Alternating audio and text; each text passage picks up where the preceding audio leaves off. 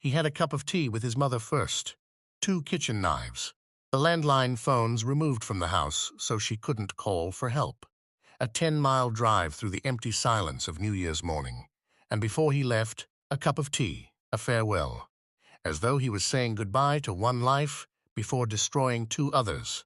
Helen Hancock was a 39-year-old PE teacher, asleep in her home in the quiet village of Duffield, Derbyshire. Beside her was Martin Griffiths, 48 years old, a creative director, a father, a man who had simply fallen in love with a woman who was free to be loved. The children were safely elsewhere. It was supposed to be a quiet, private New Year's celebration, a beginning. At 4:28 in the morning on the 1st of January 2020, a police officer arrived at the house on New Zealand Lane and found something he would never forget. Helen had been stabbed 66 times. Martin, 37. The man responsible had not broken in. He had a key. He had lived there. He was the father of Helen's children. And before driving to that house, he had told his mother exactly what he was going to do, and then sat down with her for one last cup of tea. This is the story of Helen Hancock and Martin Griffiths. And it begins, as so many of these cases do, not with a monster, but with a man nobody saw coming. Welcome back to Cold Case Britain, the channel that goes beyond the headlines to understand what really happened, why it happened, and what it means. If you are new here, hit that subscribe button now. We cover real cases, real people, and the systems that failed them. Before we go any further, drop a comment below and tell us where you are watching from tonight. Let us see where the Cold Case Britain community is tuning in from. Now, let us talk about Helen. Helen Hancock, born Helen Olm, grew up and eventually settled in Derbyshire, a county of green hills, quiet market towns, and the kind of communities where people know each other across generations. She trained as a physical education teacher, a career that suited her perfectly. Her family and friends described her as lovely, beautiful, friendly, bubbly, and social, someone who poured energy into everything she did. Teaching PE is not a passive profession.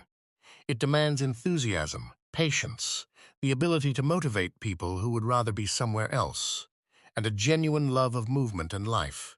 Helen had all of that.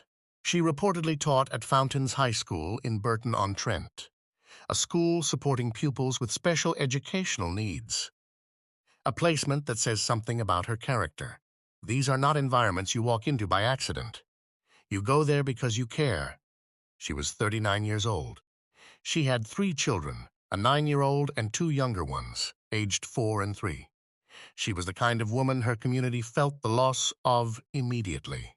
The kind of woman whose absence leaves a specific shape in the lives of everyone around her. Martin Griffiths was 48 years old, 9 years older than Helen, and he lived in Derby, not far from Duffield. He had grown up in Woor, a village in South Cheshire, attended Shavington High School, and gone on to study at South Cheshire College and Chester Art School.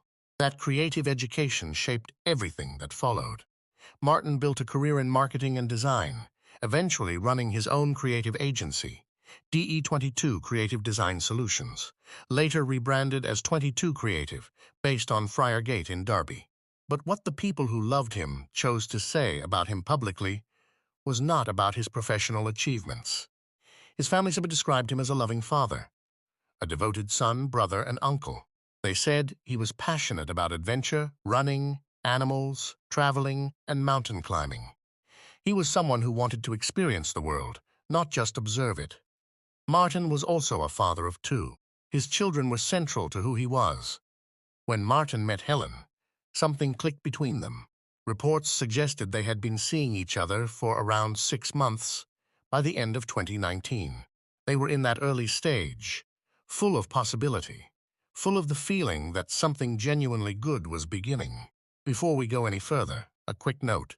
If you have been following Cold Case Britain for a while, you will know that we do not sensationalize these cases.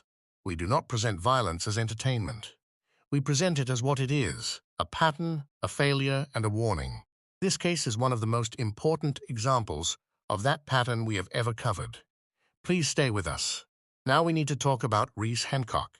Rhys was 39 years old and had spent his career in education, working with children, and young people. He had risen to become a head teacher, a role that demands trustworthiness, patience, safeguarding awareness, and moral authority. He had worked at Stanton Vale School in Long Eaton, a special education school for students with complex needs. These are not schools where you simply deliver lessons and go home. They require emotional intelligence, genuine care, and a deep commitment to vulnerable young people. Rees had been trusted with all of that. But trust can be a mask. Rees and Helen had built a life together in Duffield. They married. They had 3 children. From the outside, it looked like the kind of family that makes the world feel orderly and good.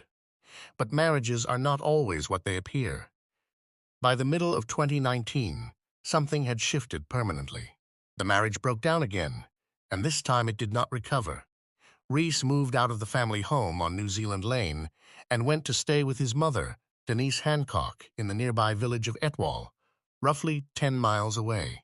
Helen remained in the house with their children, and, slowly and carefully, she began rebuilding her life. What she did not know was that Rees was not rebuilding anything. He was watching. In October 2019, roughly 3 months before the murders, there was an incident. Rees Hancock allegedly threw something at Helen at the property they had once shared, causing a laceration. Helen reported it. Police were involved. Rees was placed on police bail as a result. She also called police after being threatened at her home on at least 1 occasion. Derbyshire Police would later refer itself to the Independent Office for Police Conduct because of the prior contact officers had had with Helen before her death. The question of whether those warning signs were handled adequately would become part of the public reckoning after everything that followed. Helen had done what we tell victims to do. She had reported it. She had documented it. There was a record. Rees was on bail. And still, what is the weather like where you are right now? Drop it in the comments. And if this is your first time hearing this case, please share this video. Because the gap between what Helen did and what happened to her anyway is the most important part of this story. On Boxing Day 2019, the day after Christmas, Rees Hancock found out that Helen was in a relationship with another man. The effect was immediate and profound. His mother, Denise, later told police that the discovery had left him deeply distressed. He began trying to find out more about Martin Griffiths. According to later reporting, he contacted people connected to Helen, sought information about Martin, and may even have visited the area around Martin's home in the days that followed. This is not someone processing grief in private. This is someone conducting surveillance, obsessively gathering intelligence about the man who had entered Helen's life. The discovery had not triggered mourning. It had triggered something more dangerous. Researchers who study intimate partner homicide use the term the lethal triangle. Separation, the victim beginning a new relationship, and the perpetrator's psychological inability to accept that the victim now belongs to her own life and not to him. Martin Griffiths had done nothing wrong. He had simply fallen in love with a woman who was separated, free, and available. In Rees Hancock's mind, Martin's existence was not a romantic fact. It was a threat, a provocation, proof of a reality he could not endure. It is worth pausing here to name what was actually happening, because the language we use matters. Rees Hancock was not simply heartbroken. Heartbreak is something we all survive. What the evidence of his behavior in those weeks makes clear is that Rees was experiencing what criminologists describe as proprietorial rage. The belief that a partner is a possession, that her independence is a theft, that her new happiness is a personal attack. It is a psychological state that domestic homicide research has documented across hundreds of cases, and it is almost always most lethal at exactly the moment Helen was living through. After separation, when the victim is visibly moving forward, and the perpetrator can no longer pretend to have any claim over her, Helen and Martin made plans for New Year's Eve. They would spend the night together at Helen's home in Duffield. The children were arranged to be with a grandparent. It would be just the 2 of them, a quiet, private celebration of a new year and a new chapter. They had no idea what was coming. As midnight approached across the United Kingdom, fireworks lit up city skylines and glasses were raised. Helen and Martin were together in Duffield. The children were safe elsewhere. The house on New Zealand Lane was quiet and warm. Reese Hancock was at his mother's house in Etwall. He was agitated. He was thinking about Helen and Martin together. And as the new year arrived and the hours ticked past midnight, whatever restraint he had been maintaining began to collapse entirely. In the early hours of New Year's Day, Reese Hancock told his mother he felt like killing Helen and Martin. Then he went to the kitchen and took 2 knives. He removed the landline telephones from his mother's house. He wanted to make sure she could not call for help. He had already thought about that detail. He had planned for it. Before leaving, he said something to his mother that reveals the cold clarity of what was happening inside him.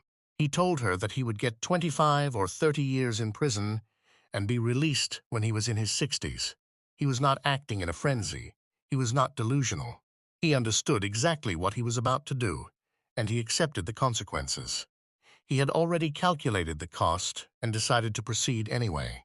And then, in what prosecutors would later describe as one of the most chilling details of the entire case, he returned to sit down with his mother and share a cup of tea, as though he was saying goodbye, as though that cup of tea was the last ordinary thing he would allow himself before he went and destroyed everything.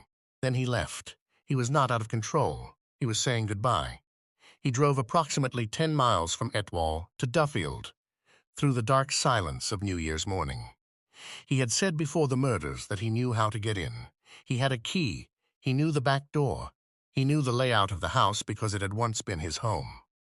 At 4:11 in the morning, Denise Hancock called 999. Despite everything, despite the missing phones, despite her son's best efforts to isolate her, she found a way to reach emergency services. She told the operator that her son had taken 2 knives and was on his way to his estranged wife's home because he had found out she was seeing another man. The 999 operator encouraged Denise to telephone Helen herself to warn her. Denise did not know what she would say. Helen's number was passed to police. An officer tried to call it. The call went to voicemail. Helen never heard it. 15 minutes. That was all the time between Denise's 999 call and what happened next. Did you know that the period immediately after separation is statistically the most dangerous time for victims of domestic abuse? Drop your thoughts in the comments, because what happened in that bedroom is the reason this case has never left the people who know it. Reese Hancock entered the house through the unlocked back door. He went upstairs. What followed in that bedroom can only be described as a massacre. Helen suffered 66 separate injuries. Martin suffered 37. Both had defensive wounds, injuries consistent with trying to protect themselves. They had woken up. They had fought back. But 2 kitchen knives against 2 people who had been asleep moments before meant only one outcome. Martin Griffiths died at the scene. Helen Hancock was still alive when paramedics arrived, but only barely. They worked on her. She died at the scene. A senior ambulance worker who responded to the call later said it was the most violent scene he had encountered in 17 years of emergency response. At 4:26 in the morning, Reese Hancock called emergency services himself. He told them he had stabbed both of them. He told police the children were safe at his mother's house. 2 minutes later, a police dog handler ordered him to the floor and arrested him. He was wearing a blood-stained shirt. According to court reporting, when confronted by the officer, Reese said, "I am hardly going to deny it. Look at me." He had not come to escape. He had come to kill. And he had done exactly what he planned to do. What time is it where you are right now? Let us know in the comments. And stay with us, because the legal outcome of this case raises questions that go far beyond one man's guilt. 5 children lost a parent that morning. 3 children lost their mother. 2 children lost their father. Across Duffield, Derby, War, and South Cheshire, families were left carrying a grief that began on the first morning of a new year and will never fully end. Reese Hancock appeared at Derby Crown Court and entered a guilty plea to both murders on the 6th of July, 2020. The case never went to full trial, which spared the families from having to sit through a contested defense account of the killings. At sentencing on the 1st of October 2020, Judge Nirmal Shant QC had to determine the appropriate minimum term. In English law, a life sentence for murder is mandatory, but the court must set a minimum period that must be served before the prisoner can even apply for parole. That minimum is not a release date. It is a threshold below which release is simply impossible. The prosecution described the murders as premeditated, savage, and merciless.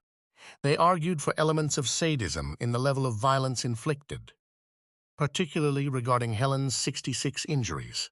However, Judge Shant made a careful legal distinction.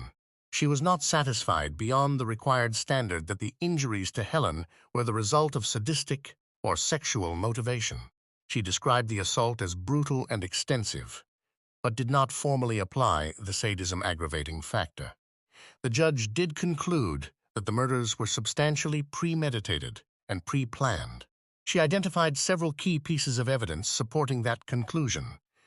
The deliberate taking of 2 knives, the attempt to prevent his mother from contacting police by removing telephones, the 10-mile drive, the prior statement about expecting a long prison sentence, and the farewell cup of tea before departing. Rees Hancock did not receive a whole life order, the most severe sentence available in England and Wales, reserved for crimes of the most exceptional gravity. His defense argued the threshold was not met. Judge Shant imposed a minimum term of 31 years instead. Rees, who was 40 at sentencing, will be in his early 70s before he can even be considered for parole. Release is not guaranteed. It would then depend on whether the parole board considers him safe. Now here is the question that does not go away. Share this video right now if you have made it this far. Not for the algorithm, but because what comes next is the part of this story that demands to be heard beyond this channel. Derbyshire Police referred itself to the Independent Office for Police Conduct after the murders because of the prior contact officers had had with Helen. She had reported the October 2019 incident. She had called police when threatened at her home. There was documentation. Rees was on bail. The OP referral was not a bureaucratic formality. It was a serious institutional question. Was there a point at which the system could have intervened more forcefully and chose not to? Was the bail condition adequate given what was known? Was the threat properly assessed? These questions matter not because they change what happened to Helen and Martin. Nothing can change that. They matter because the answers shape whether the next Helen Hancock receives a different outcome. In England and Wales, on average, 2 women are killed every week by a current or former partner. Femicide census data consistently shows that the period immediately following separation is one of the highest risk windows for lethal violence. Helen had done many of the things we tell victims they should do. And still, at 4:26 on New Year's morning, Rees Hancock was calling 999 to tell them what he had just done. There is also a broader cultural question embedded in this case. Rees Hancock was a former head teacher. His entire professional life was built on the idea of protecting and developing young people. The model of masculinity he enacted when his marriage ended was one rooted in ownership, entitlement, and a refusal to accept that Helen had the right to her own life and her own choices. Helen's choice to move on, to build something new with Martin, was not a betrayal. It was her right. She had left. She had rebuilt. She was healing. And for exercising that entirely ordinary human freedom, she was killed. Martin Griffiths had done nothing wrong. He had simply fallen in love with a woman who was separated, free, and available. He had become part of someone's recovery story. He died for it. The most dangerous version of domestic violence is not the kind that is visible. It is not the kind that announces itself in public. It is the kind that operates quietly, incrementally, inside the lives of people who look perfectly ordinary from the outside. Rees Hancock was educated. He was trusted. He had been given responsibility over some of the most vulnerable young people in his community. None of that made him safe. And that is the lesson this case demands we sit with. Helen Hancock was a teacher, a mother, a daughter, and a friend. Her family remembered her as bubbly, warm, and full of life. She deserved to see 2020. She deserved every year after it.